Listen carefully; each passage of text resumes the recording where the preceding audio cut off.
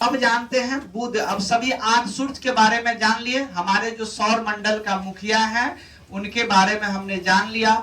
अब जानने का प्रयास करते हैं ये जो 8 ग्रह हैं, इस 8 ग्रह के बारे में। सबसे पहले हम जो सूर्य के सबसे नजदीक ग्रह हैं जिनका नाम है बुध, इसके बारे में जानने का प्रयास करते हैं।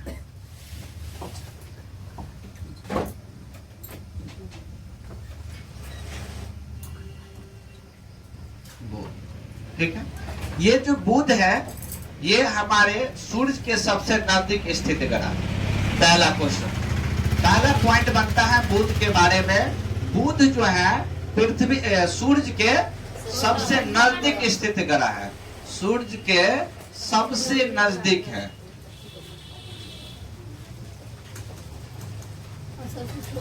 पूछेगा कि बुध कहाँ स्थित है तो कहिएगा बुध जो है सूर्य के सबसे नजदीक स्थित ग्रह है। ठीक है, गोवा तुम अपडेट कर रहे हो तो हाँ, तो दिमाग को पूरा कंट्रोल करके ना करोगे। अभी पढ़ाने वो टॉपिक में निकालोगे जो हो गया।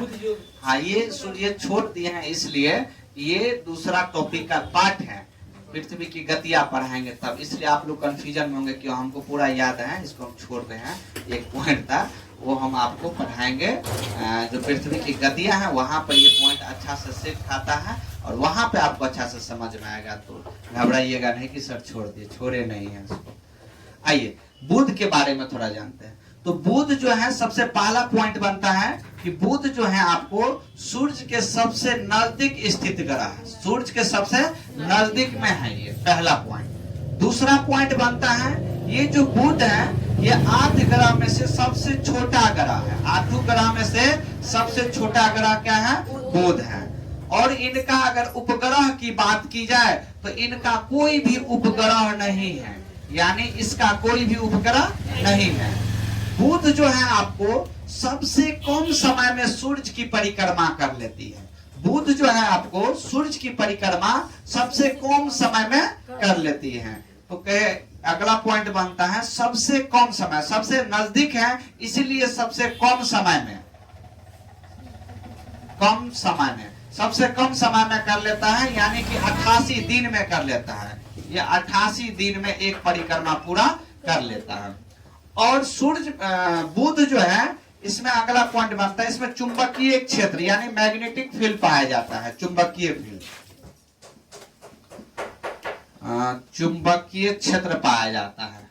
ठीक है, अगर तापमान की बात की जाए, बुध का तापमान की बात की जाए, टेम्परेचर की बात की जाए तो इसका तापमान कितना है?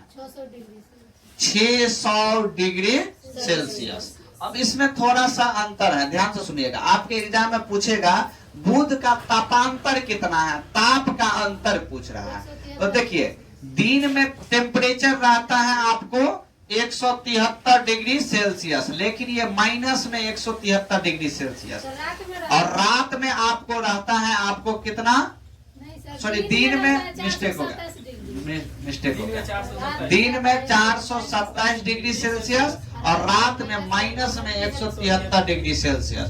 और तापांतर मतलब होता है ताप का अंतर, अंतर मतलब होता है घटाव। तो ये दोनों को हम घटाएंगे, माइनस करेंगे तो माइनस माइनस हो जाएगा प्लस, घटने के जगह पे जुटे जाएगा, इसलिए 427 से 173 हो गया आपको 600 डिग्री सेल्सियस। इसलिए कहा जाता है, ये पूछेगा तापांतर पूछ देगा, तापांतर ताप का अंतर, तो कहिएगा 600 डिग्री सेल्सियस। ठीक है, तो बुध का अगर पूछेगा दिन में तापमान कितना होता है तो 427 डिग्री सेल्सियस, और रात की बात की जाए तो माइनस में 173 डिग्री सेल्सियस चला जाता है ताप। अगर पूछेगा आपको एक इंपॉर्टेंट और पॉइंट बनता है यहाँ से, ये जो हमारा बुध है ये बुध सूर्य के निकलने से लगभग 2 घंटे पहले दिखाई दे देते हैं। ठीक है, बुध जो है सूर्य के निकलने से, सूर्य के निकलने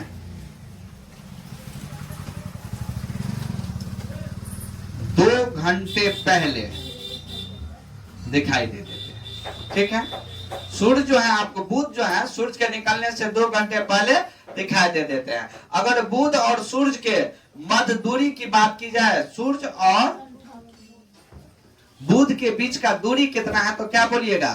58 मिलियन प्रकाश वर्ष। ये 58 मिलियन किलोमीटर आप बोल सकते हैं, 58 मिलियन किलोमीटर है। ठीक है, इतना ही पॉइंट आपको ध्यान में रखना है।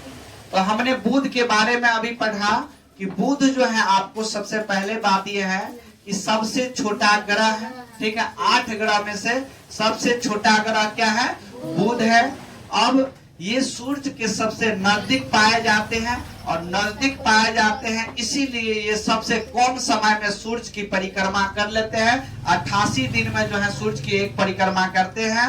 और बुध में जो होता है एक चुंबकीय फील्ड पाया जाता है, मैग्नेटिक फील्ड पाया जाता है, चुंबकीय क्षेत्र पाया जाता है। बुध और सूर्य की जो डिस्टेंस है, दूरी है 58 मिलियन किलोमीटर है। ठीक है, और बुध का जो है कोई उपग्रह नहीं है, और बुध जो है सूर्य के निकलने से 2 घंटा पहले ही दिखाई देने लगता है। तो बुध के बारे में हमको इतना ही पॉइंट दिमाग में रखना है। एग्जाम के लिए अगर पूछेगा, बुध से क्वेश्चन पूछेगा तो आपको क्वेश्चन नहीं छूटेगा।